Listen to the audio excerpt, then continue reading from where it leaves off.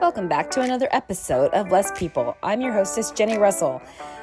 We are back talking about the rural remix version of the Rural Horror Picture Show. And the third episode, the start of it has a hilarious part about what would be your downfall if you were in a horror movie. And the hosts of that show talk about what they think that would happen if they were in a horror movie.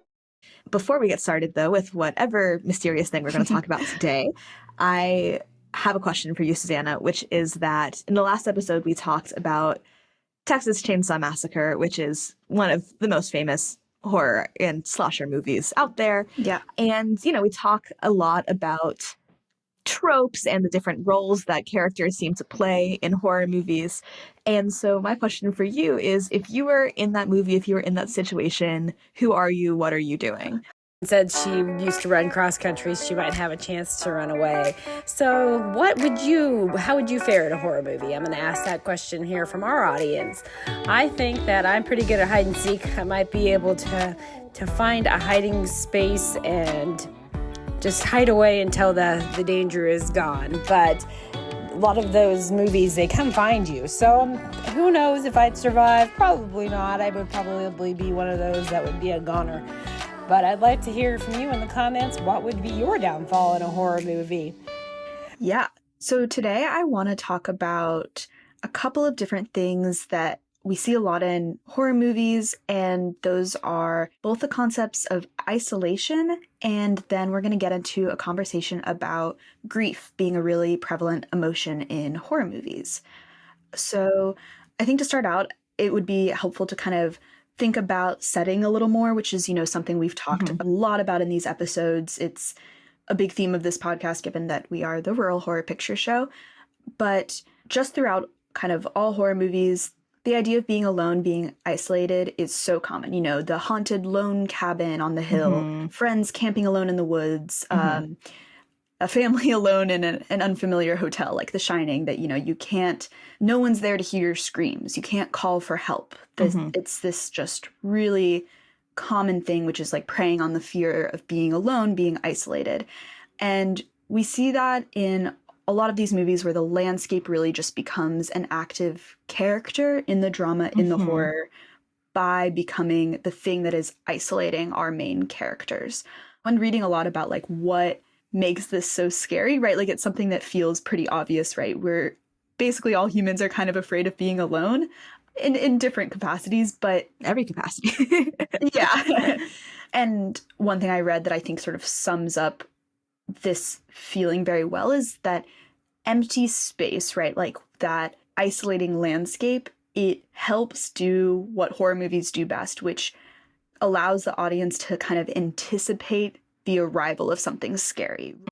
This part talks about people being leery of those quiet, wide open spaces. I know that we had a musical artist come when I lived in another rural, small Kansas town, and she said her daughter was creeped out by how quiet it was. There wasn't a lot of traffic sounds or anything like that to keep them company all night long.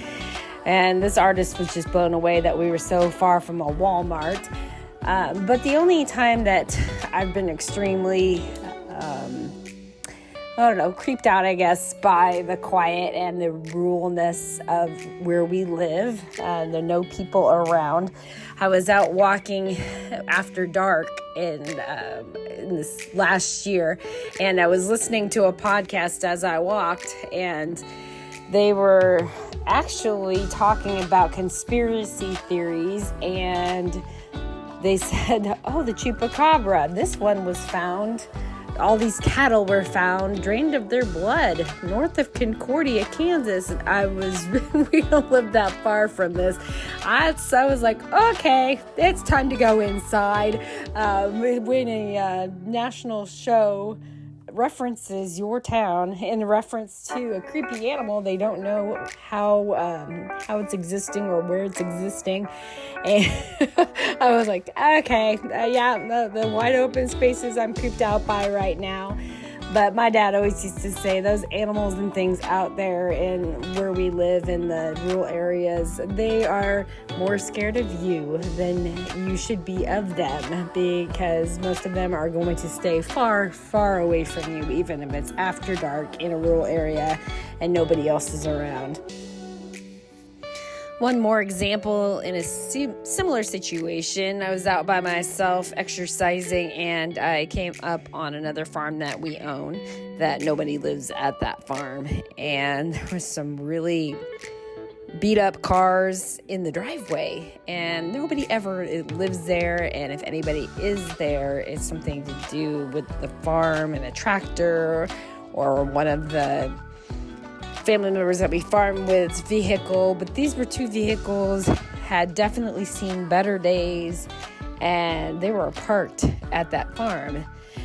This is one of the reasons people feel like rural people maybe stare and things, but this is another, I think, self-preservation type of thing where we do notice things that are out of the ordinary because we can. There are a lot less people of us out here. And so if something or someone new comes to town, or something is located, like a car shows up that nobody knows, we notice. And I guess that's a way to keep ourselves safe. But yes, I saw those cars and I thought, who in the world is this? So I called my husband and I'm like, there are cars and they are not ours, and I've never seen them before.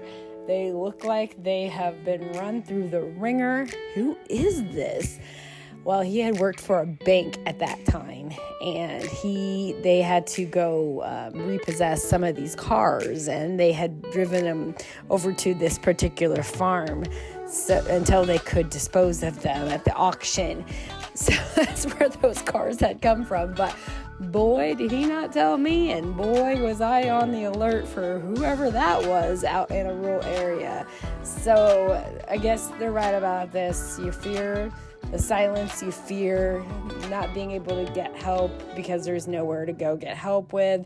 But like I said, self-preservation, that we notice these things in rural areas because we can, because it's out of the ordinary, and because we don't have a lot of extra fluff around us to distract us. Mm-hmm. In horror movies, you're waiting for the monster, whatever it is. You know, whether a literal scary creature or another person or just kind of a haunting in general.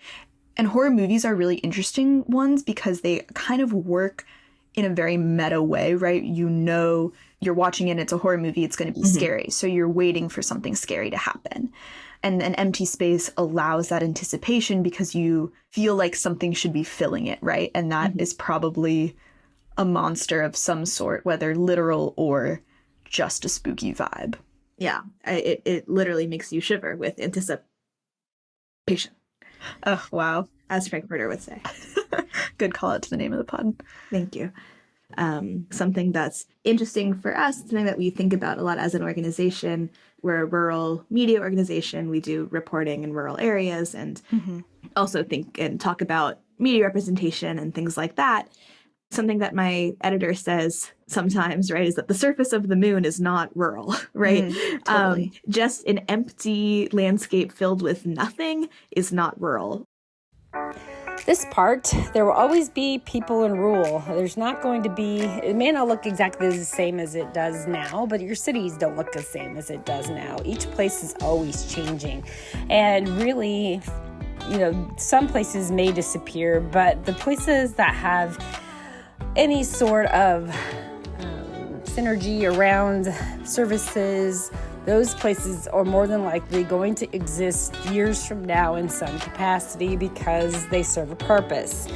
I know that not always is that the case, but more than likely that is going to be true. There is one story I have noted from back in the day, White Rock, Kansas, which used to be, actually is pretty close to our house. Back when it was first settled, it was around 800 people, and they kind of thought, well, we don't need the railroad. I think we're big enough. They were in Indian territory. There was a really nasty showdown between some settlers leaving their home and some Indians that came up on their house. But that town used to be fairly large, almost 1,000 people. And now White Rock is not even a town anymore. It is a group of houses. I guess you can kind of see that something used to be there, but it did go away. So there are always going to be people in rural. It just depends on how, if you're in a place with synergy, if you're in a place that is open for change and open for good change, and progressive change, then you're probably going to be there in a better capacity than other places. And so there are lots of horror movies where they're truly in the middle, like they're the only people there. Yeah. And that to me doesn't read exactly like a rural, that becomes like sort of a man versus nature situation as opposed to being really a movie that's in or about a rural place, because if you're just in the middle of a national park, like nobody lives there, right? That's not a community. Yeah, that's a super good point. And it's important for us to remember that when talking about these movies, and I think brings up kind of a different version of this isolation I'm talking about, which is not necessarily being out in the wilderness alone, but being isolated sort of socially or maybe culturally.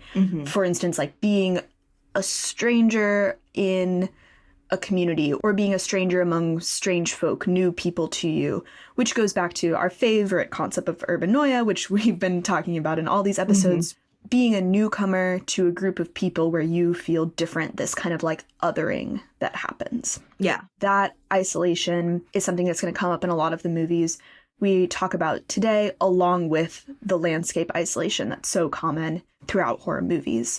So Anya, what are some of the emotions that come to mind when you think about these isolated situations? Yeah, I mean, I think that the first one is probably helplessness in the most literal sense of the word, which is that there is no one to help. Yeah. You know, we've talked about before that something really common in horror movies is that they sort of depend on the institutions that we rely on failing. So police or paramilitary, those like institutional authorities of government, sheriffs, right, have to be ineffectual in order for horror movies to really work and for it to really happen. So all of those institutions of society and civilization have to be absent. Horror depends on systems failing. I thought this is an interesting reference. I really think that this is why rural people are gun owners. This is why rural people are more self-reliant, because we are further away from services. We might be 15 minutes out from the ambulance coming. We may be 15, 20 minutes out from the sheriff getting here. So there's a lot of things where you have to take care of yourself. And I really think that there's a point in that. One story I have about this is we were living with my parents-in-law when we were building our house, because we had sold our house before our other one was done. And so we were living at their house. Well, while I support people's right to bear arms, I do not necessarily, I don't think you want me holding the gun. I'm one of those people that is klutzy enough. I'm probably going to shoot myself in the foot rather than do anything productive with the weapon. But we were living out there, and I just brought in like a cooler full of food that I had setting outside the door. And I was going to go back out and get it. And I went back out the door, and there was a skunk right outside of their front door. And so I thought, well, I'll wait a little bit. I'll go back inside. That skunk, I don't know if he had rabies or what was going on with that skunk, but it kept circling their house. And you could see him at their basement windows. You'd go to the basement, you could see him. He just moved one window to the next window to the next window for hours. And there was no way of going back out without getting sprayed. Of course, nobody was home that also could, take care of this issue. And I never before had wished so much for someone that liked to hunt to be at their house and take care of this problem for me. So again, self-reliance is really important for a reason out in these rural areas. And so horror depends on your systems failing. Not exactly a wrong thing. In these movies, it's really striking when people are removed from their support systems or removed from their social resources that they have that might offer them help, and you're sort of left very much on your own to fend for yourself. And that is where a lot of the terror comes from, is that you've not been training for this.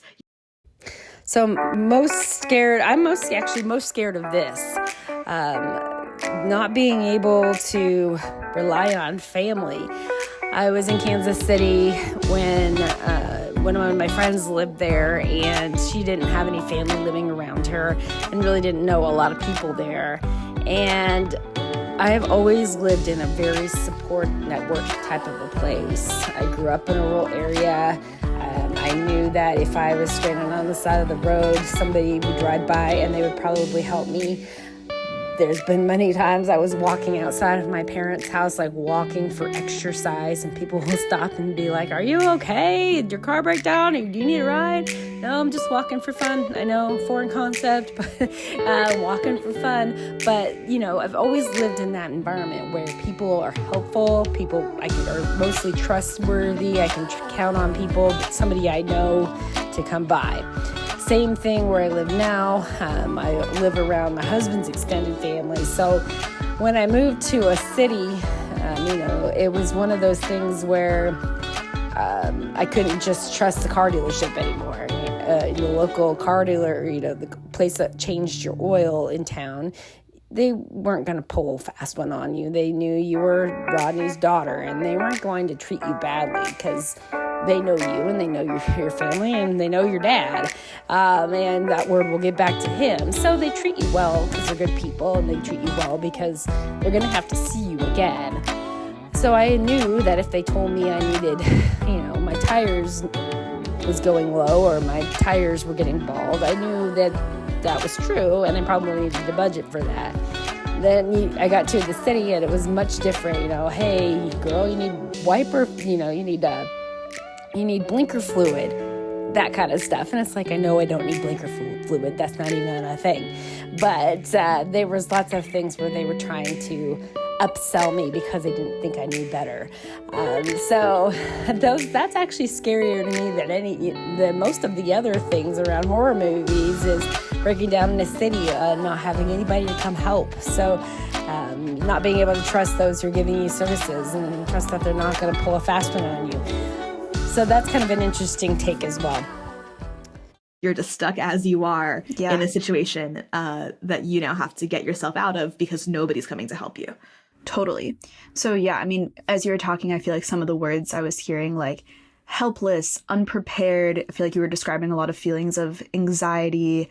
And I think those emotions that you brought up are really connected to feelings of grief, which can be a really isolating emotion. It's, an intense feeling of sorrow that can make you feel helpless. You feel unprepared for it. You feel an anxiety. And I think that connection between grief being such an isolating emotion and isolation being so common in horror movies becomes a really interesting thing for us to analyze. And I found grief to be a really common thread in a lot of the movies that we watched. Yeah. I brought up this idea of sort of a monster and other. And I think whatever that is in the different movies, the thing that's supposed to be scary is very effective at representing the emotion of grief and what it can do to someone and how it can kind of disrupt one's way of being and like their way of interacting with the world. So what are the movies that you're thinking of when we're, talking about grief and isolation? Yeah, so I want to start with a movie that when I watched it, I felt it to be all just an elaborate metaphor, I guess, for coping with grief, along with also just being, a wildly entertaining and very disturbing horror movie, and that is Midsommar. Oh, yeah. And I thought this Swedish example of a horror movie was interesting. There's actually in Lindsborg, Kansas, Midsummer's Day festival honoring this middle of summer where the sun is always out in Sweden. And so those Swedish ties have come back. Yeah. So Midsommar is a 2019 horror movie, and I'm going to give a super brief plot summary, but also really recommend everyone watching it. This is one of my favorites that we watched. So our main character, her name is Dani, And the movie begins with a very traumatic event, which is that her sister kills herself along with her parents. Following this, Danny, while dealing with this tragedy and this grief, goes on a trip with her boyfriend, Christian. Bad boyfriend alert. We hate him. He is an insufferable character. But she goes with him and his friends on a trip to rural Sweden to see a Midsommar celebration that is happening there. Very long story short, they end up sort of being trapped in this Swedish cult. Really, really difficult. And seeing her coping with all of this isolation of this unsupportive group in this isolated landscape really heightens the emotions of the whole film. Everything in this movie feels a little off, a little wrong. I mean, they have a psychedelic trip, and it kind of feels like the whole situation is a bad trip. And I think the director is just really disorienting the audience in the way that grief can be a really disorienting emotion and kind of warp your world. And I think it's really effective filmmaking, just sort of my film bro moment. But it sort of seems that the situation is mimicking her grief back to us in a really visual way. But there's also isolation that Danny is going through in that she is grieving when she arrives. She's grieving the loss of her family, and she's dealing with this trauma. And there was just a couple of things I wanted to point out that felt really important in understanding Danny's grief and how it adds to the horror of the situation. One is that the friend group that she's with, which is her boyfriend and his friends, she's isolated in gender, in this group of male friends with her very unsupportive boyfriend. And these friends who have literally been like, why are you dating her? Break up with her. I hope you've enjoyed this third episode evaluating the Rural Horror Picture Show from Rural Remix. We will see you again on the next episode of Less People.